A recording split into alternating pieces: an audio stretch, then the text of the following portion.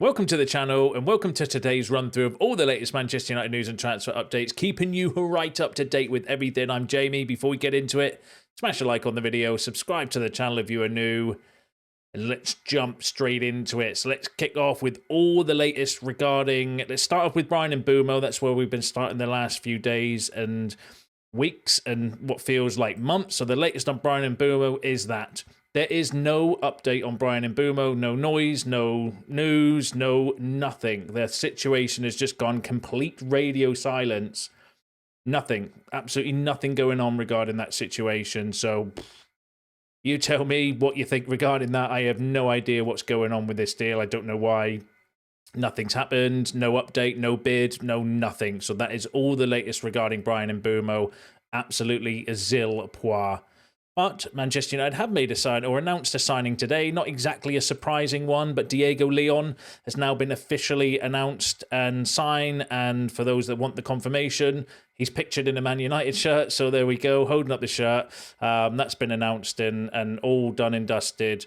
For United, all official, everything like that as well. So, you know, not exactly surprising. It was done in the winter window. But exciting young prospect, fits the mold of what I think we've actually done quite well over recent years in terms of getting these sort of young players in. I think it's an exciting player. I like his attitude, his mentality. He's going to need time. He's not going to come in and be first team ready. But he does look like a promising player and one that definitely looks like he's got a good future.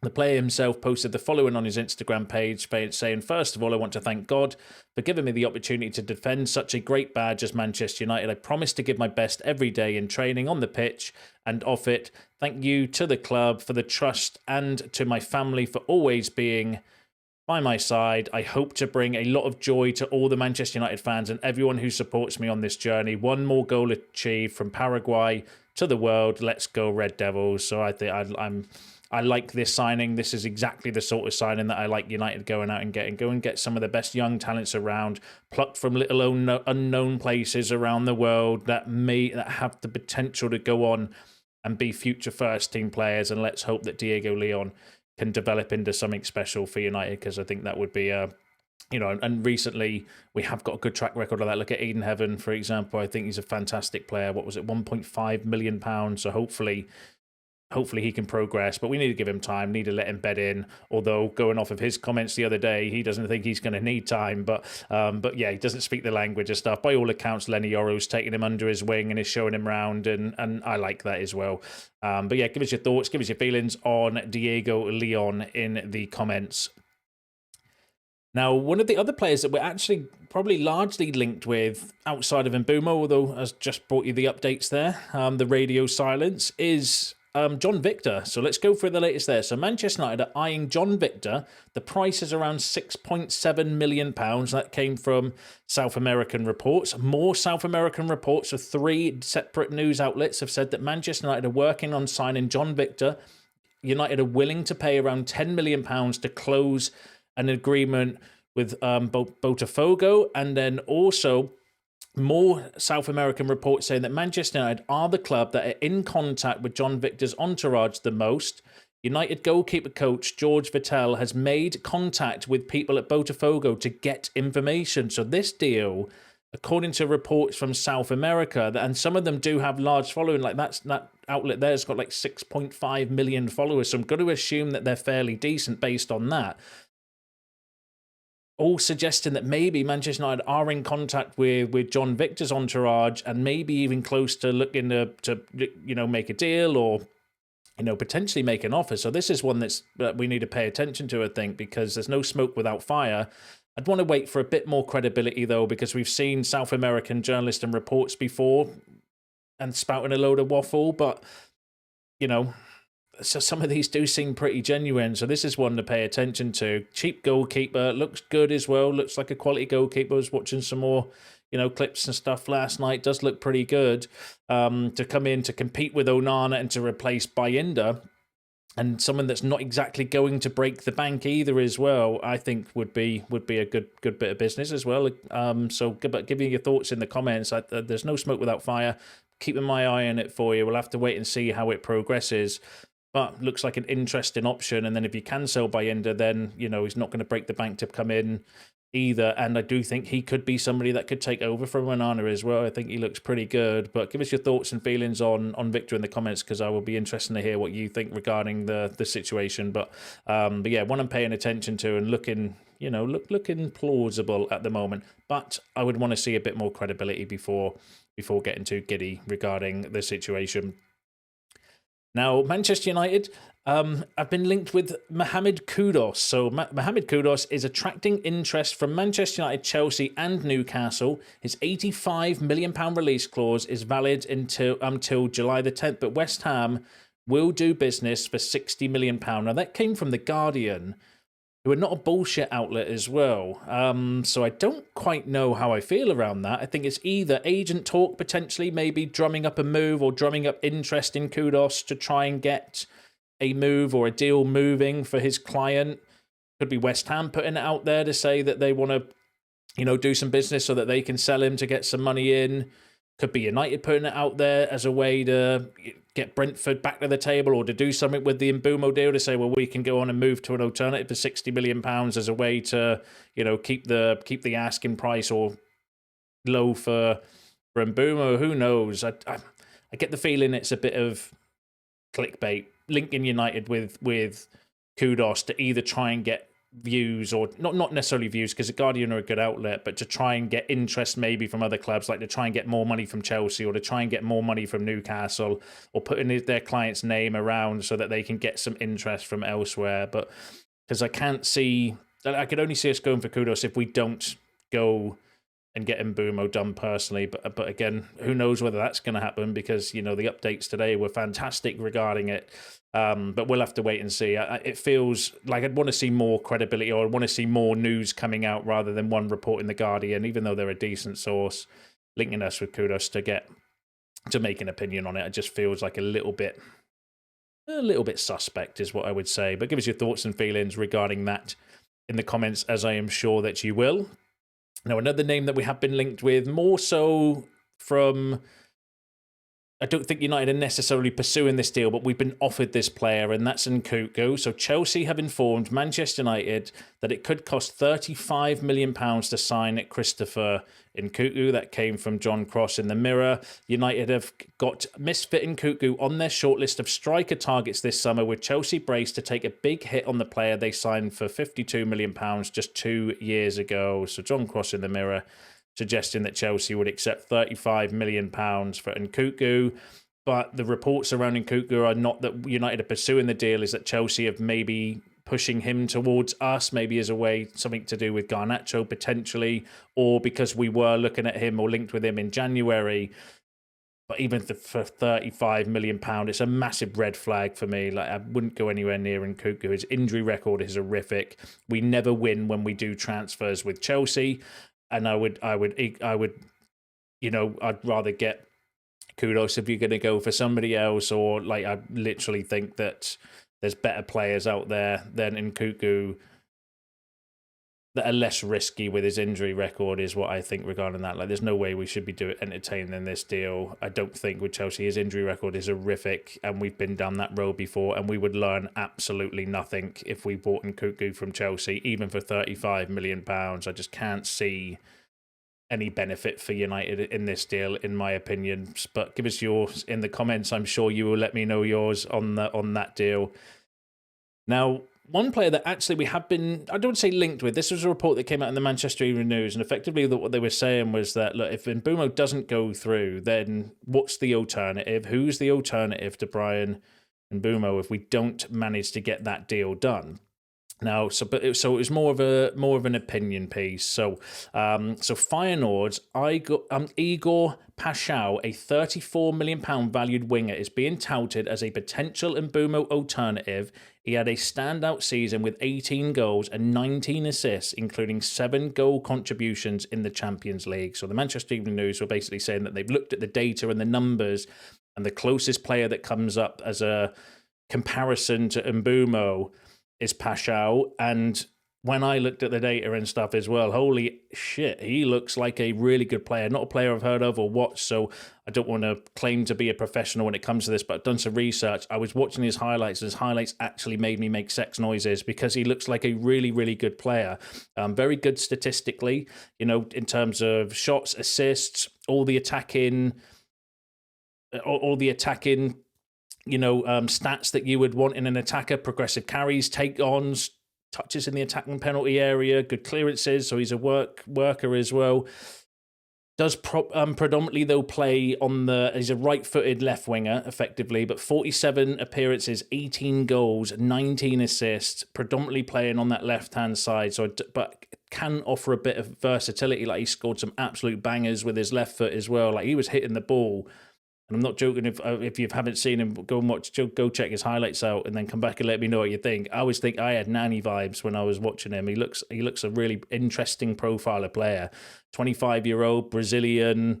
Only downsides, we know we're targeting more Premier League proven players, but Paixao, from an initial glance, looks like an interesting option to potentially bring in. Would be, you know, not a bad shout, going off of the report and going off the, you know, the quick research that I've done. Again, you'll probably know more than me in the comments, so give us your shouts. Let me know what you think in the comments, whether that would be a good alternative to Mbeumo or not. I actually thought he looked like a really good player as well, but obviously there is a risk of bringing somebody in outside the Premier League that they might not be able to replicate that form, and that's why the safe bet that we're going for is Mbeumo, because we know that he's Premier League proven. He's done it in the league. He's done it against the defenders and the teams, and that's what I think we're going for this summer, going off of all the recent reports. But that wouldn't be a bad option as an alternative, cheaper as well. But, you know, obviously United are going down the Mbeumo, well, they were. Who knows what's going on with that deal at the moment, because there is literally no noise regarding it at the time of recording this video. You watch, right? The last few days I've been recording videos, and then just as I'm editing it and about to upload it, something breaks, and then I'm having to re-record, and you watch that you get some Mbeumo news at the time I finish this video and I'm uploading it. But that's life. That is what it is. But give us your thoughts and feelings on Paixao in the comments. Looks an interesting profile of player. Now let's go through some exit news. So, Manchester United will sell Joshua Zirkzee if they can't offload Rasmus Hojlund. The Red Devils have been trying to find a new home for Hojlund all summer, amid reports that they have slashed his asking price in a bid to tempt suitors into parting with their cash. However, inquiries have been slow on that front, and so the giant Zirkzee, 24, who cost £36 million when he was purchased from Serie A club last season, will be up for grabs if there are no takers. Hojlund is seen as the more expendable of the two, who can spearhead the attack. But Zirkzee will find himself surplus if there are no movements, as Amorim chases the firepower to kickstart his career in the hot seat at Old Trafford into life. So Gimme Sport suggesting that if we do not find a buyer or suitable offer for Rasmus Hojlund, then potentially United would look to accept offers for Joshua Zirkzee as a way to get that money in, so that we can then buy the striker that Amorim wants, whether that's Gyökeres, whether that's Watkins, Ekitike. We don't know who actually the prime target is, because I still think we are waiting for Arsenal to make their move, because if Arsenal go for Gyökeres, then we may then pivot for Watkins, but then if Arsenal go for Sesko, we might go for Gyökeres, but then Arsenal are also linked with Watkins as well. So we're completely waiting for Arsenal, I think, when it comes to the strike, and to get money in. We need to get money in as well. So those two things, Arsenal, who they decide to go for, and then secondly, getting the money in through some exits. But that would be interesting. That would be a massive shock for me, I think, if we sold Zirkzee. Like, I wouldn't be comfortable selling Zirkzee. I thought, yes, he had a mixed season last season, a very poor start to the season, and then obviously got booed coming off against Newcastle. I don't think that was primarily his fault, and I defended him at the time as well, but turned it around. I thought put in some really good performances, and then we missed him at the end of the season as well, because he was starting to become, well, he's way better than Hojlund up front, could actually keep hold of the ball and make some passes, which was helping us in certain games as well. So he had a really mixed season, and I think he potentially could be one that's going to improve. Now he's learnt the league and he's had that bedding in season, and he's had a lot of adversity through that season as well with his mixed performances and obviously the booing and stuff. So I would be surprised if we sold Joshua Zirkzee now, especially because, you know, he's the better of the two than Hojlund, in my opinion. Like, Hojlund should be the one we should be looking to move on out of the two. But as the report says, if we don't get offers for Hojlund and we need the cash in, beggars can't be choosers, so maybe they would look to cash in on Zirkzee because, you know, if we are going to bring a striker in, Zirkzee's going to be a backup striker or a backup 10 if we get Kudus and Mbeumo. Maybe they would look at it. Maybe they would. But give us your thoughts and feelings on that in the comments below, as I'm sure that you will. Obviously, keeping with the exits, and the big news yesterday was regarding the confirmation, I'll say. It wasn't necessarily a surprise, but it was, I thought, exciting and actually good that the club had got a bit ruthless with the players and the exits by coming out and confirming that the 5 players are not coming back to training. There's been a few more updates we'll go through coming from other sources as well. So Manchester United have given Marcus Rashford, Alejandro Garnacho, Jadon Sancho, Antony and Tyrell Malacia permission to return to pre-season training late. The rest of United's first team squad is set to return to Carrington on Monday, but with all 5 players facing uncertain futures at Old Trafford, they will now only be required to return later in July.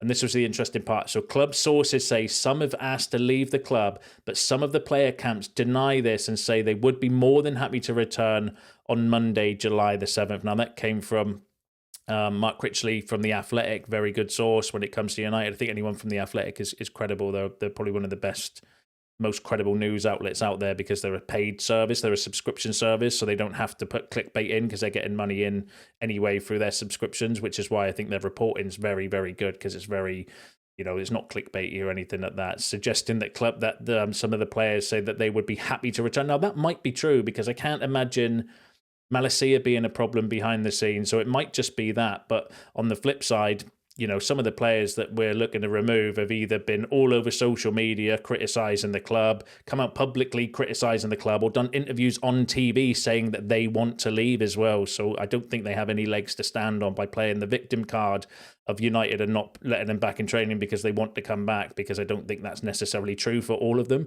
The only one that I can think of is Malacia, because all the rest have publicly announced, or not announced, but publicly done something against the club. And so you know, it is what it is. I just still like the ruthlessness of it to say, no, you're not coming back. But we'll go through the rest, and that will make maybe a bit more sense in a second. So Ruben Amorim wanted all 4 unhappy players sold before pre-season training begins on Monday, an immediate boost to their strained financial position and a significant burden off the wage bill, and importantly, from the manager's perspective, an opportunity to draw a line in the sand and move on from some of the issues that have dogged the club for the past 2 seasons. So again, this is a report from The Athletic saying that Amorim wanted all unhappy players. It says 4 unhappy players. I don't think Malacia is included in that personally. I don't necessarily think he's been a problem. I mean, we helped him with his injuries for 2 years and we're patient with him, so I can't see Malacia being the issue personally. So we know who the 4 players are. And then it mentions in here that he wanted them gone immediately. And obviously, you know, we can't sell them, or we haven't had any official bids. We are in talks with teams, though, if that's any consolation. But Amorim, you know, obviously not best pleased that they haven't been sold, and maybe that's why when he returned to Carrington yesterday, we then got the announcement to say, yeah, none of these 5 players are coming back to pre-season. Interestingly, though, the report goes on to say that this latest development communicated on Thursday has not gone down well among the players and their representatives, some of whom dispute the claim that they have asked for a move. There was a reference to their being allowed access to the medical and support facilities at Carrington at some point in July if they have not secured a move, but there was not the slightest hint of a scenario in which they might be reintegrated to Ruben Amorim's squad. Now, that came from Oliver Kay in The Athletic again. Good source of information. Interestingly, saying that Ruben Amorim ideally wanted these players sold by now, but obviously that hasn't happened. So now he's just effectively kicked them out and said, right, you're not coming back to training. They will be later on in July, if they still haven't got an exit, be allowed to use the facilities at Carrington, but also they're not going to be coming back into the squad either. So if ever there was a sign, you know, to find yourself an exit and to move out, then it's that. And I just hope that he gets back to do that as well, even if we can't find an exit for some of these players. you know, it's down to them. They need to take pay cuts. They need to work out, you know, their priorities. If you're waiting for moves for certain clubs and those clubs are not coming in, you need to sort yourself out, because I would love it if they didn't. As painful as it would be, and as financially crippling as it might be for United, just to put them in the reserves all season, just as a show of intent, a statement of intent, I think that would be massive for the club. But I can't see it because of the financial aspect of these deals. But, you know, by all accounts, going off those reports, it seems like we are finally getting tough with exits and with players that don't want to be here. No longer are we going to mummy cuddle you and hold your hand after you've done TV interviews, social media posts and stuff, slagging the club off and, you know, effectively saying that you want to leave and stuff. Well, okay, you've made your bed, lie in it and jog on. That seems to be the approach, and I like that. I'm all over that personally. And one of the reasons for that, Rich Fay is a good source, said that Manchester United have also reiterated their priorities to build a dynamic and cohesive squad with players who are fully focused on challenging for the biggest honours with the club. So Rich Fay suggested that one of the reasons why is they want a cohesive squad that are focused on challenging and not focused on distractions off the pitch. We want players in with the right mentality and the right mindset that are here to win, and that's it, and are cohesive, so i.e. they can get on with other players around the place as well. So that's really interesting as well. But give us your thoughts and feelings on that in the comments. I don't want to go over it too much, but I thought there were some interesting updates from The Athletic regarding the situation. Now let's quickly go through the rest of the exit news, because there have been some updates regarding the Fabulous Five, the Famous Five, the Unwanted Five. I don't know what we're going to nickname them, but let's start with Rashford. So Marcus Rashford is awaiting a call from Barcelona. He has received other significant offers and can't wait long. Barca are considering a loan with an option to buy for 40 million euros. So that came from Spanish outlet. There is renewed interest in Marcus Rashford, particularly from Barca after Nico Williams decided to stay. Bayern Munich are also mentioned, but for both clubs, Rashford seems to be an option at a lower price rather than a top priority. So that was by Oliver Kay in his piece as well, suggesting that, you know, Marcus Rashford's name is being mentioned by Bayern Munich and Barcelona, but he is not seen as their top priority.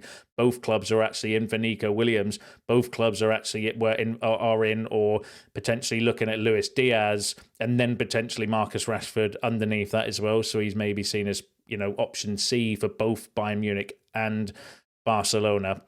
Graham Bailey said that Hansi Flick and Deco both united in their belief that Barcelona should be signing Marcus Rashford this summer, but whether they'll pay for him or whether they're going to try and do a loan with an option to buy, who knows?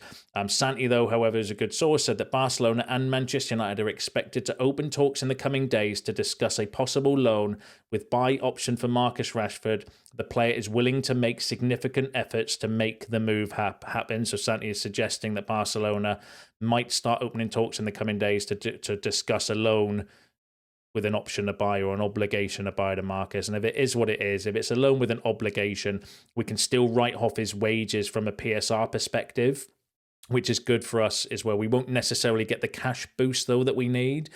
Even though Rashford, we're not going to get that much in, but even if you got 20 million from the 40 million asking price for him, it still helps us go out and spend more money this window. So I don't know whether, you know, the club just want a solution and want to get rid of him.